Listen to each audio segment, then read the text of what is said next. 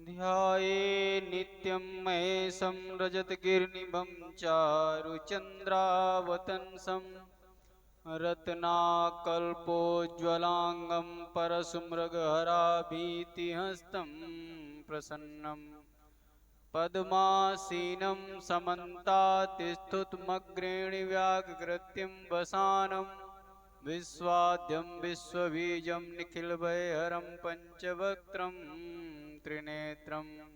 बोलिए शंकर भगवान की जय। सभी देवता लोग, कल आपने सुना श्री हरि के पास में गए कि महादेव के पास चलिए, उनको मनाइए चल के। भगवान शिव का पार्वती जी के पास जाना, उनके प्रेम की परीक्षा लेना। श्री सूत जी कहते हैं, श्री हरि के इस प्रकार कहने पर सभी देवगण महादेव जी का दर्शन करने के लिए उनके पास में आते हैं। शिव समुद्र के उस पार उत्तम समाधि लगाए योगासन पर विराजमान थे। समस्त देवताओं ने उनका दर्शन किया। तत्पश्चात ब्रह्मा विष्णु ऋषि अन्य सभी देवी देवताओं ने, वेदों उपनिषदों ने अनेक प्रकार सूक्त से, वेद मंत्रों से शिव जी की स्तुति करी। सभी को देख करके भोलेनाथ बोलते हैं कि हे देवगणों, आपको श्री हरि के साथ आने का क्या कारण है भाई, बताएं क्या हो गया। तब ब्रह्मा जी ने देवताओं की समस्याओं को बताते हुए कहा कि भगवान तारकासुर नामक एक दैत्य है, वो देवताओं को बहुत कष्ट पहुंचा रहा है और हमारी प्रार्थना है कि आप विवाह करें। तो बोले दुष्ट वो है, कष्ट सबको वो पहुंचा रहा है, विवाह हम क्यों करें भाई। तब कहने लगे कि महाराज, वो आपके तेज से उत्पन्न पुत्र के द्वारा ही मृत्यु को प्राप्त होगा, उसने ऐसा वरदान ले लिया था। अतः हमारी प्रार्थना है कि आप हिमालय राज गिरिराज के यहाँ जो आदिशक्ति पराम्बा ने अवतार लिया है, गिरिजा का पारिग्रहण करिए। ब्रह्मा की बात सुन करके भोलेनाथ मुस्कुराए। कहते हैं, जब मैं सर्वांग सुंदरी पार्वती का वर्ण कर लूंगा, तब समस्त देवता ऋषि मुनि सकाम से युक्त हो जाएंगे और निष्काम से पूर्ण परमार्थ के पथ पर चलने में असमर्थ हो जाएंगे। अतः मैंने सबके पारमार्थिक कार्य की सिद्धि के लिए कामदेव को भस्म कर दिया है। कामदेव के न रहने पर तुम सब समाधि लगाकर परमानंद में निमग्न हो जाओ, सदा सुखी रहोगे। अब सन्यासी बाबा सन्यासी बनने का जो है मंत्र दे रहे हैं, क्योंकि काम तो सदा नरक में ही ले जाने वाला है। काम के द्वारा ही समस्त पापों की उत्पत्ति होती है। महाराज, सभी देवता लोग भोलेनाथ की बात सुनते रहे। काम क्रोध लोभ पर बहुत सदुपयोग उपदेश देते रहे। भगवान महादेव ने ऋषि मुनियों को भली भांति समझाया और फिर आंख बंद कर ली। क्या करने लगे फिर? सीताराम सीताराम सीताराम श्री सीताराम, सीताराम सीताराम सीताराम श्री सीताराम, सीताराम सीताराम सीताराम श्री सीताराम, सीताराम सीताराम सीताराम श्री सीताराम। सभी देवता ब्रह्मा जी आदि समझा करके थक गए, मौन हो गए। तो वे सब अपने अपने स्थान पर वापस चले आए। उधर माँ पार्वती ने इतना घोर तप किया, इतना कि वो उनके तप से पूरी सृष्टि में हाहाकार मच गया।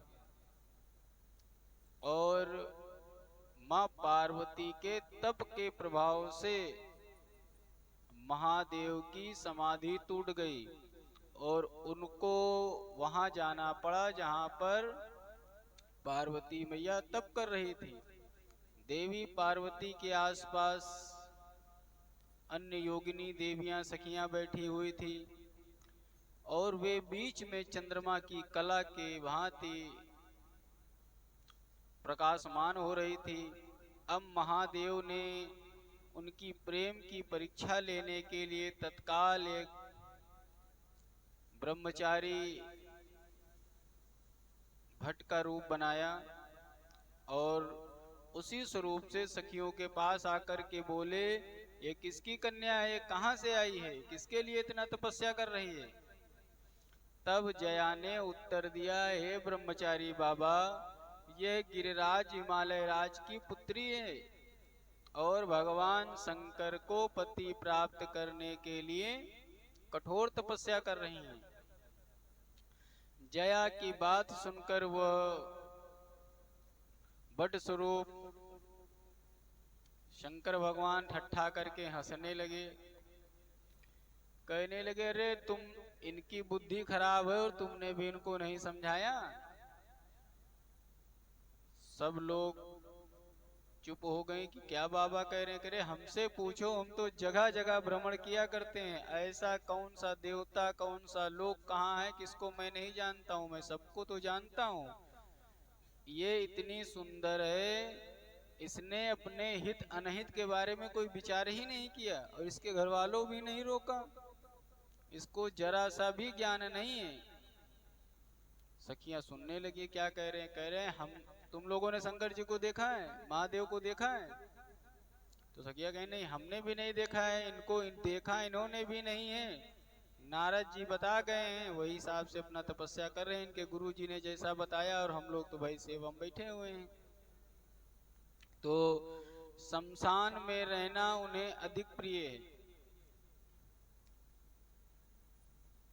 बोलिए शंकर भगवान की जय। नमः पार्वती पते हर हर महादेव। सखियों ने कहा, अच्छा आपने देखा है जिनके लिए तपस्या कर रहे हैं। कह रहे हाँ हमने देखा है।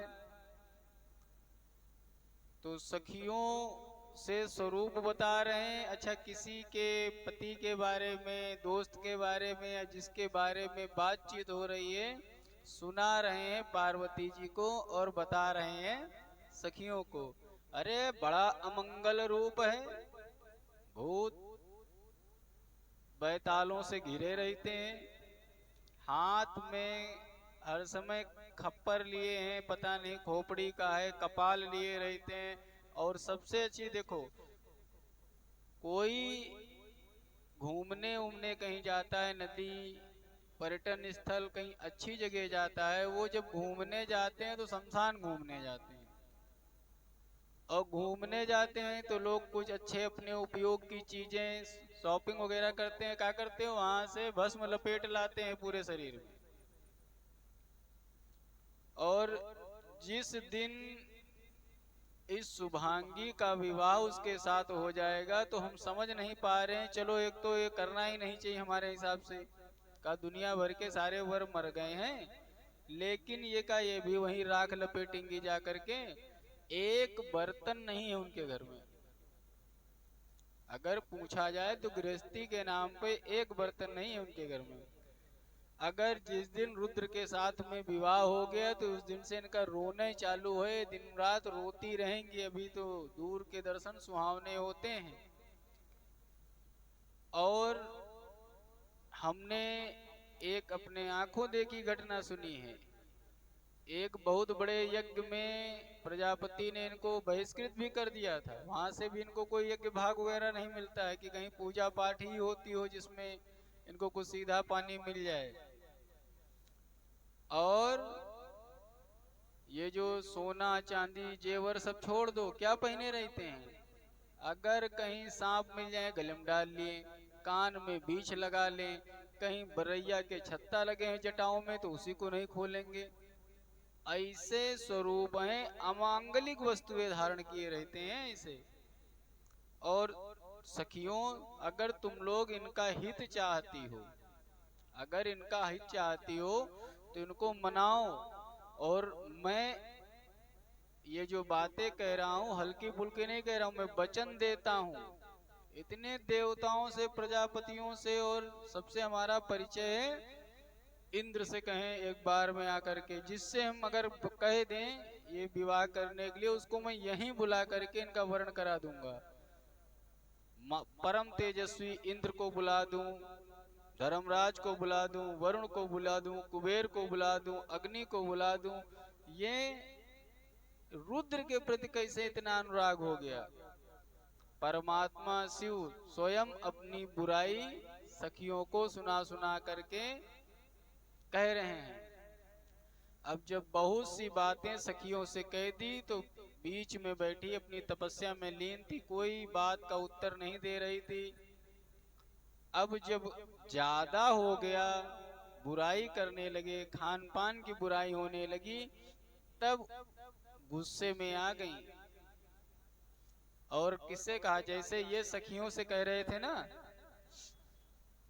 तो कहने लगे हे जया विजया प्रमलोचा, हाँ ए सुलोचना, मैं तुम लोगों से कहती हूँ जो तुमने किया है ठीक किया है, परंतु ये ब्रह्मचारी का यहाँ क्या प्रयोजन है जो स्त्रियों से आके बैठ के बतिया रहा है। इसको भगाओ, ये नट भेषधारी जो आए हैं इनको भगाओ यहाँ से। ये यहाँ लड़कियों के बीच में ये यहाँ क्या कर रहे हैं। और हमको उठना न पड़े, हम बहुत सुन चुके हैं, बहुत अपनी बातें कह चुके हैं कि नहीं कह चुके हैं। सखियां चुप हो गई। अगर ये उनसे कह दो अपनी बातें कह चुके हैं तो चले जाएं, वो जैसे हैं मेरे हैं। इनसे कह दो जो जितनी बात बताना था बता चुके हैं ना, अब ये कह दो जाए यहाँ से। जो महात्माओं की निंदा करने वाले पापी, कृतघ्न, वेद दूषक, वेद भ्रष्ट और मर्यादाहीन लोग होते हैं, जो हरिहर की निंदा करते हैं, ऐसे लोगों का संगत नहीं करना चाहिए। इनसे बात नहीं करना चाहिए। तुम बैठ करके इनकी बातें सुन रही हो। पार्वती जी की बात सुनकर विजया ब्रह्मचारी रुद्र से सासा क्रोधित होकर के कहने लगे, हे ब्रह्मचारी अब यहाँ से चले जाओ। गिरिजा कह रही है तुम यहाँ क्षण भर भी मत रुकना। अब ऐसी फटकार लगाई कि बटु वेशधारी शिव जी को वहां से तुरंत निकलना पड़ा और हंसते हुए अंतर्ध्यान हो गए। अब यह संपूर्ण सखियों ने किसी नहीं देखा कि वो कहां से आए थे और कहां चले गए। तदंतर महादेव महेश्वर पार्वती जी के सम्मुख अपने वास्तविक रूप में प्रकट हो गए। ध्यान में लगी हुई पार्वती मैया ने जब अपने ध्यानगत स्वरूप में ढूंढ रही थी, वही स्वरूप जब उनके जो हृदय में था, जब वही बाहर देखा तो विशाल नेत्र वाली गिरजानंदिनी पार्वती ने आंखें खोल करके भगवान शिव के दर्शन किए। उन्हें नेत्र खोलते समय भगवान शिव ने कहा, कल्याणी तुम अपना मनोवांछित वर मांग सकती हो। देखो, वो अगर किसी और की तपस्या करती तो उनको भोलेनाथ मिलते ना मिलते, क्योंकि किसी देवता के पास ऐसी क्षमता ही नहीं थी कि वर में भोलेनाथ दे दें। तो पार्वती मैया जानती थी और उन्होंने शिव जी को ही प्रसन्न कर लिया और शिव जी सामने खड़े हो गए। अब सती साध्वी पार्वती लज्जित सी खड़ी हैं, का बोलें कि हमसे, तुम्हारे से विवाह करने के लिए हम। तो कहने लगे, हे देवेश्वर, हे देव देवेश्वर, आप मेरे सनातन स्वामी हैं। आपको सारी घटनाएं याद दिलाने की कोई आवश्यकता नहीं है। मेरा जन्म ही आपकी सेवा के लिए हुआ है। तो अब आप कुछ ऐसा करें कि इस जन्म में हमारा आपका पुनः मिलन हो जाए, और ये सारी चीजें आपको करनी चाहिए। महादेव हंसने लगे, कहने लगे कि तुम्हारा क्या मतलब है? तो कहने लगे अपने यहाँ से किसी को भेजो, हमारे पिता से बात करें विवाह करने के लिए। शंकर जी कहने लगे मैं हिमालय के पास ना जाऊंगा और ना ही उनसे विवाह की याचना करूंगा, क्योंकि किसी के सामने दीजिए ऐसा मुंह से निकालने पर तुरंत व्यक्ति लघुता को प्राप्त हो जाता है। ऐसा कह करके भगवान शिव अपने स्थान को चले गए और क्या कहा, जैसी तुम्हारी इच्छा है वो पूरी हो, आशीर्वाद दे करके अंतर ध्यान हो गए। अब पार्वती जी ने देखा तो वहां से वो शिव जी चले गए। अब हिमवान को पता चला कि पुत्री की तपस्या हमारी पूरी हो गई है। दूसरे पर्वतों के साथ सब लोग आए तो देखा कि बिटिया बड़ी मुस्कुरा रही है। गिरिजा ने माता पिता को मस्तक झुकाकर प्रणाम किया। तब हिमालय ने मधुर वाणी में कहा, साध्वी जैसे तैसे यहाँ रहकर क्या किया?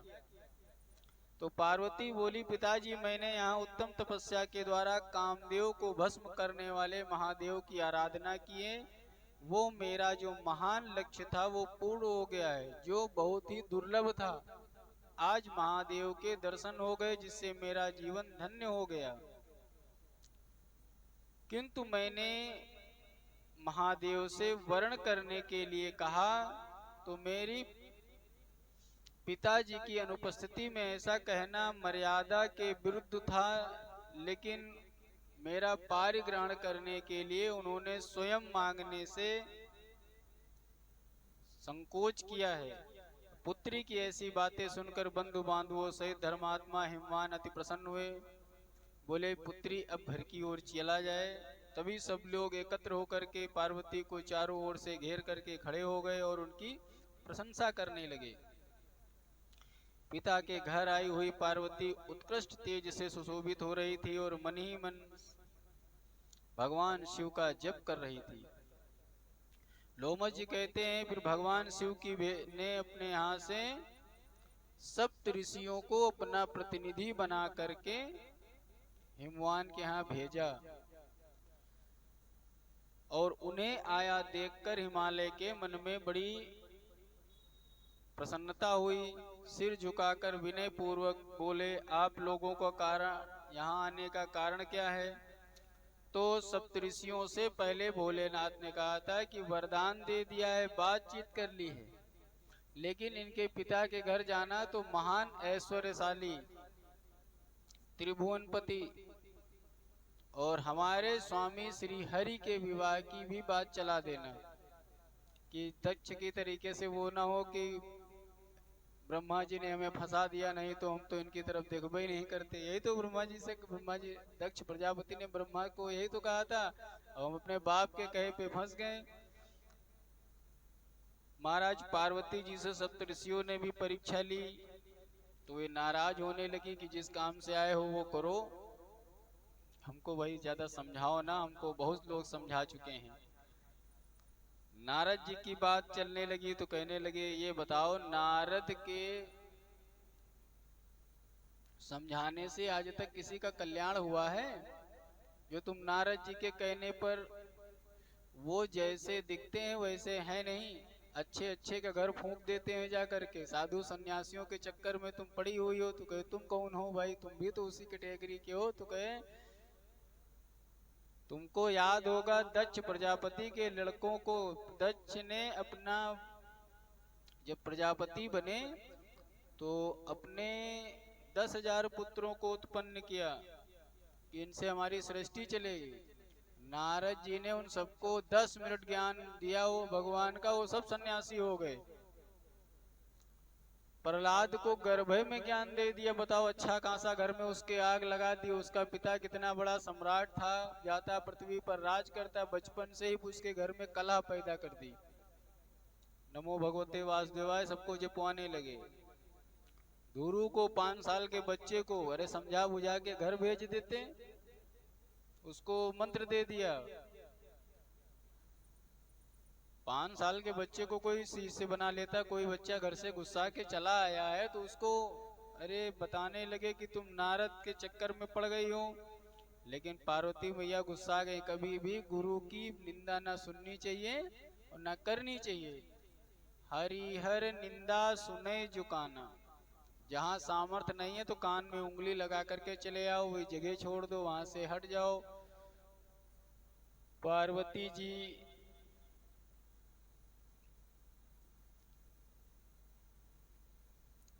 अंदर जब जाने लगी तब महर्षियों ने हिमालय राज से कहा कि जिन्होंने तीव्र तपस्या किया है उन माँ गिरजा को हम लोग प्रणाम करने आए हैं और भोलेनाथ बड़े प्रसन्न हैं।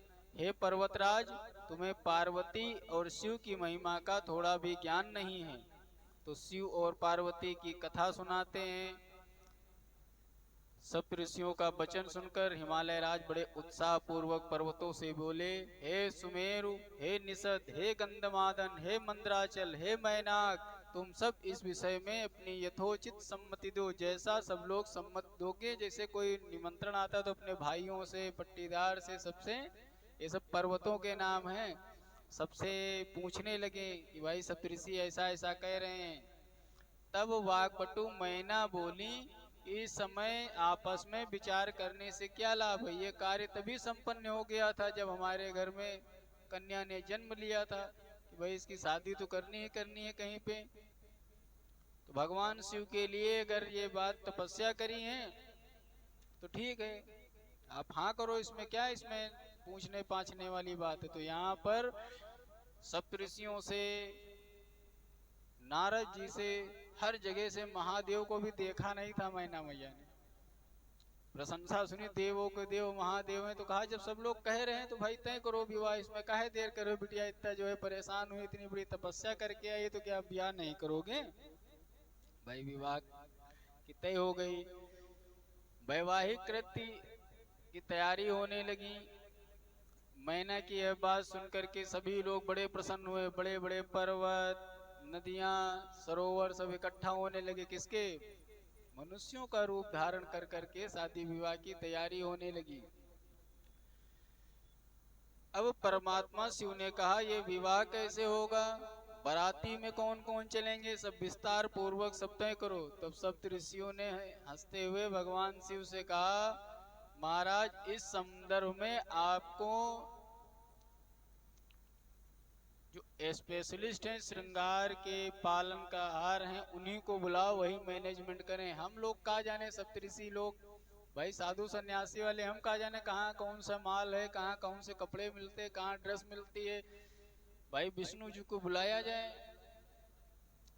महादेव ने नारद जी से कहा विष्णु जी को भाई बुलाओ कि शादी ब्याह की तैयारी करें आकर के, वही मुख्य आदमी इधर के बने। अब भगवान विष्णु को वैकुंठ लोक से बुलाया गया। शंकर जी का संदेश पता चला कि भोलेनाथ तैयार हैं विवाह करने के लिए। अपने पार्षदों को लिया, सबको लेकर के शिव जी के समीप आए। महादेव जी भगवान विष्णु को आया देख करके उठकर खड़े हो गए। आनंद मग्न हरि और हर दोनों आपस में एक ही आसन पर विराजमान हुए, बड़े आनंद से मिले। तत्पश्चात महादेव ने कहा, हे विष्णु, पार्वती की तपस्या से मैं उसके वश में हो गया हूँ। आज उसका पारिग्रहण करने के लिए हिमालय के भवन चलना है। मैं चाहता हूँ कि सभी विवाह की तैयारी आदि सब पूरी आप देखो। इसी प्रकार सब असुर, यक्ष, दानव, पक्षी, अप्सराएं, महर्षि सब लोग बैठे थे। कोई कह दे, देवता लोग तो सब पहले से तैयार बैठे थे।